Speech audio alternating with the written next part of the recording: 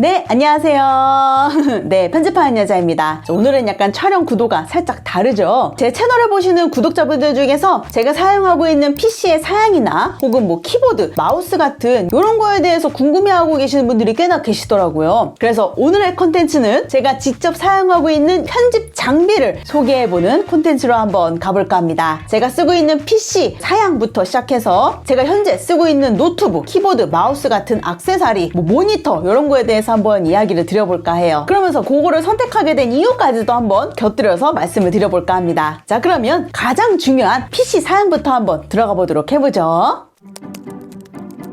저는 맥은 사용하지 않고 윈도우를 사용하고 있는 고유 윈도우 유저고요. 제가 지금 쓰고 있는 PC는 1년 전에 견적을 짜서 맞춘 PC입니다. 그러니까 제가 프리랜서가 되고 나서 1년 후에 맞춘 PC고요. CPU는 인텔 라인을 쓰고 있고 그래픽카드는 한창 그때 5000번대 제품이 나올 겁니다 라고 발표를 한 시점이고 아직 제품은 세상에 나오지 않을 때였어요. 4070 Ti 슈퍼 제품을 꽂아 넣었습니다. 램은 64기가고요. 이렇게 예쁘게 빅타워 어항 케이스에 넣어서 조립을 했었고 뭐 조립 비용이나 택배 비용 그리고 윈도우 정품 비용까지 다 해서 대충 400만원 정도의 견적으로 맞춘 PC입니다. AI 콘텐츠를 본격적으로 생성을 하고 막 테스팅을 해보고 여러 개 만들어보고 해야 되는 입장에서 메인 부품의 사양이 좀 낮지 않은 거를 좀 선택을 하고 싶었어요. 그래서 제가 조금 견적을 높게 잡아서 구매를 한 것도 있긴 합니다. 근데 이제 지금 이 견적으로 맞춘다고 하면 많이 다를 거예요.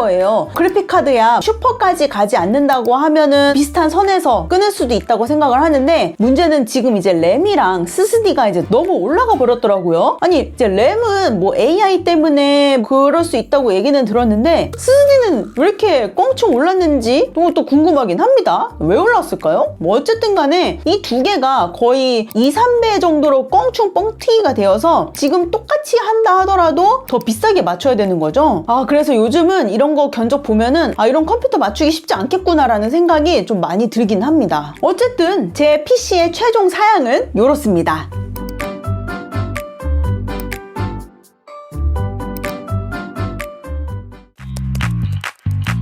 기존에는 제가 이렇게 델 노트북을 사용을 했었어요. 이때 당시에 400만원 주고 맞춘 델 노트북이고 이게 좀 사양이 많이 낮아지다 보니까 다시 새로 구입을 하게 된 게 바로 요 그램 노트북입니다. 안에 이제 외장형 그래픽카드가 들어가 있는 그램 노트북이에요. 노트북을 구매를 하실 때 이거를 책상에 올려서 알바 가서 쓰는 작업용으로 쓸 건지 아니면 이동형 작업용 노트북으로 쓸 건지 그거에 따라서 선택을 하시면 좋다고 생각을 하는데 저 같은 경우에는 명백히 이동형 서브 작업용이었어요. 저한테는 제일 중요했던 게 무조건 무게가 무거우면 안 된다 였습니다. 제가 이 델 노트북을 썼었을 때 상당히 이 외관이 고급지고 뭐 사양도 그때 당시엔 나쁘지 않았거든요. 근데도 불편함을 느꼈던 게 뭐냐면 이 친구가 너무 무거워서 제 이 아주 가녀린 어깨로는 이 친구를 버틸 수가 없었어요. 그래서 제가 그램을 사게 된 게 무조건 가벼워야 내가 들고 다닐 수가 있다. 캔낫이 아니라 아이캔 할 수 있다 라는 그런 마음에서 그램을 구매하게 된 거고 그래도 저희는 영상하는 사람들이기 때문에 외장 그래픽은 무조건 달려있다고 생각을 해서 이 외장형 그래픽이 달린 그램을 구매하게 된 겁니다. 확실히 가벼우니까 내가 이 친구를 들고 다닐 수 있다 라는 선에선 좋았습니다. 다만 배열도 뭔가 안 익숙해서 그런 건지 모르겠지만 오타 같은 것도 조금 나는 편이기도 하고 키감이 확실히 델보다는 조금 맛이 살짝 약해. 네, 그런 게 좀 있긴 한데 키보드를 두들기려고 노트북을 쓰는 게 아니라 내가 타지에 있었을 때 서브 작업용으로 그거를 대응할 수 있는 게 조금 더 컸기 때문에 지금 이 그램 나쁘지 않게 사용하고 있습니다. 그리고 이 그램 자체가 동일 사양으로 델과 비교를 했었을 때 가격이 좀 많이 낮은 것도 한몫을 좀 했었던 것 같아요.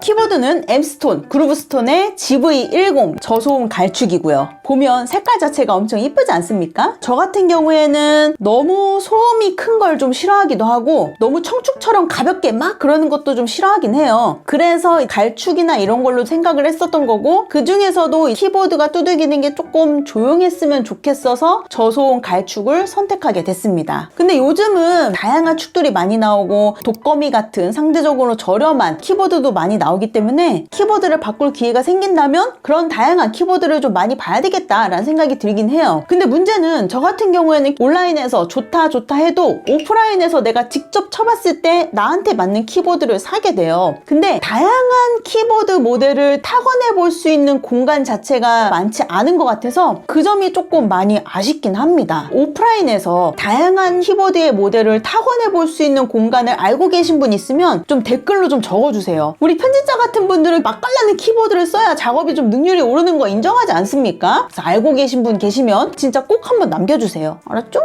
여기서 잠깐 편집하는 여자의 콘텐츠를 제작하는데 도움을 주고 계시는 아트리스트의 중간 광고 한번 보고 오실게요. 영상러들이 애용하는 글로벌 플랫폼 중 하나인 이 아트리스트가 AI 시대에 맞춰서 발빠르게 변화하고 있다는 사실 알고 계셨나요? 아트리스트는 더 이상 음원 원툴 플랫폼이 아니라 AI 이미지, AI 영상, AI 나레이션 같은 AI 콘텐츠를 전문적으로 생성하고 관리하는 플랫폼으로 발빠르게 확장하고 있다고 하는데 어떻게 확장하고 있는지 한번 살펴보도록 해볼까요? 이번에 AI 스토라는 AI 전용 플랜을 신설하게 되면서 기존의 AI를 사용하기 위한 통합 요금제 아트리스트 맥스보다 3분의 1 정도의 가격으로 AI 툴을 사용할 수 있게 되었습니다. 그래서 여러분들 중에서 비교적 저렴한 요금제로 나노바나나 프로나 클링, 소라, 베오 같은 요즘 트렌디한 AI 모델을 폭넓게 사용해보고 싶다면 최소 13.99달러부터 시작하는 AI 스타터 플랜을 한번 사용해보시는 것도 좋을 것 같긴 해요. 또한 아트리스트에선 AI 툴킷 탭이 새롭게 업데이트가 되는데요. 이 AI 툴킷을 이용하게 되면 기존보다 더욱 빠르게 AI 콘텐츠 생성이 가능해지게 되고 내가 생성한 AI 콘텐츠도 직관적으로 관리가 가능해지게 됩니다. 이 툴킷 안에서 원하는 모델로 이미지를 생성하고 그 이미지를 이용해서 원하는 모델로 영상을 생성하게 되면 무차별적인 크레딧 낭비를 막으면서 내가 원하는 AI 영상 콘텐츠를 생성할 수 있게 되는 거죠. 곁들여져 있는 세션 탭을 이용해서 기존에 했던 작업까지 모두 관리가 가능하게 되니까 개인적으로는 이 영상러의 워크플로우를 방해받지 않도록 편하게 UI가 업데이트됐다라는 느낌을 좀 강하게 받았습니다. 특히나 아트리스트에선 아트리스트만의 독특한 스타일로 고품질 콘텐츠를 생성하기 위한 오리지널 AI 모델을 개발을 해서 비교적 적은 크레딧으로 다양한 스타일의 이미지를 생성할 수 있게 된다고 하는데요. 앞으로 이 스타일 부분에서 크리에이티브한 스타일이 계속 추가될 예정이라고 하니까 이런 부분이 더욱 기대가 됩니다. 이 아트리스트 AI 모델 나노바나나 프로급으로 성장을 하게 되는 걸까요? 여러분들 중에서 다양한 AI 모델을 트렌디하게 경험해보고 싶다면 아래 링크를 통해서 아트리스트에 가입해보세요. 새로운 경험이 여러분들을 기다리고 있습니다. 그럼 중간 광고 끝!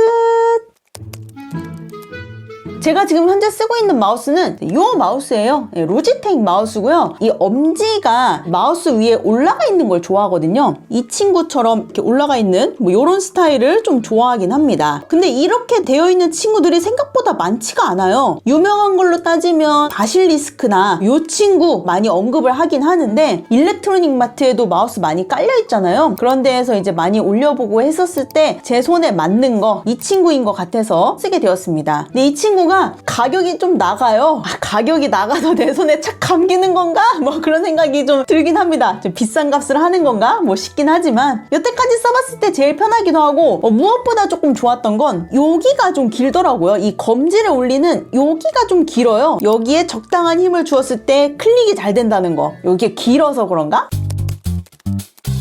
모니터 처음에는 27인치 듀얼로 쓰고 있던 상태였다가 32인치, 27인치 이렇게 썼다가 지금은 이제 32인치 두 개를 듀얼로 쓰고 있는 상태입니다. 둘 다 모니터 암을 달아서 쓰고 있는 상태예요. 메인 모니터만큼은 여러분들 웬만하면은 고해상도를 지원하는 높은 인치의 모니터를 맞춰주는 게 개인적으로 편하지 않을까라는 생각이 들긴 해요. 고해상도다 보니까 우리가 다양한 익스텐션, 그러니까 확장 패널이죠. 모션 프로나 이런 친구들 같은 거, 프리미어 프로 따지면 필름 임팩트라던가 그런 거를 막 우겨 넣어도 자리가 낭낭하게 남으니까 그 해상도를 100%로 놓고 봐도 작업이 전혀 부담스럽지가 않더라고요. 그리고 저같이 약간 밤에 작업을 많이 하시는 분들은 요 위에 형광등이 너무 하얘서 불편하다면 저처럼 이렇게 모니터 조명 같은 거 달아놓는 것도 좋은 것 같아요. 근데 문제는 이 모니터 조명을 달아놓으니까 밤에 작업이 잘 되긴 해. 너무 잘 돼. 그러다 보니까 밤에 잠을 안 자고 작업을 밤에 하게 돼.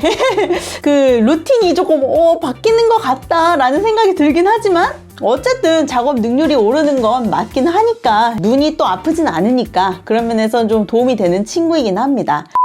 자, 어떠신가요? 제가 쓰고 있는 장비에 대해서 조금 고민이 풀리셨나요? 이거 말고 제가 쓰고 있는 뭐 카메라나 이런 게 조금 궁금하시면 이쪽 우측 카드를 통해서 한번 보시면 좋을 것 같습니다. 저는 장비나 이런 걸 살 때 막 얼리 어댑터처럼 막 바꾸고 막 무조건 최신으로 쓰고 막 좋은 거 쓰고 막 이런 스타일은 아닙니다. 한 번 사면은 막 특별한 고장이 안 는 이상 막 오래 쓰는 타입이거든요. 그래서 어떤 분들한테 제 장비는 생각보다 그렇게 막 좋지 않은 장비를 쓰고 있네? 라는 생각이 들 수도 있어요. 그래서 제가 쓰고 있는 이런 사양이나 이런 스펙들이 편집을 하려면 이게 무조건 좋은 겁니다 라고 말씀드리기는 어려울 것 같고, 제가 쓰고 있는 건 이런 느낌입니다 라는 걸 보여드리고 싶어서 찍은 컨텐츠니까 그 점 약간만 고려해 주시면 좋을 것 같고, 혹시라도 장비에 대한 뭐 이런 광고나 이런 거 있으면 언제든 기다리고 있겠습니다. 네. 자, 그러면 저는 다음에 조금 더 유익한 컨텐츠로 돌아와 보도록 할게요. 빠이!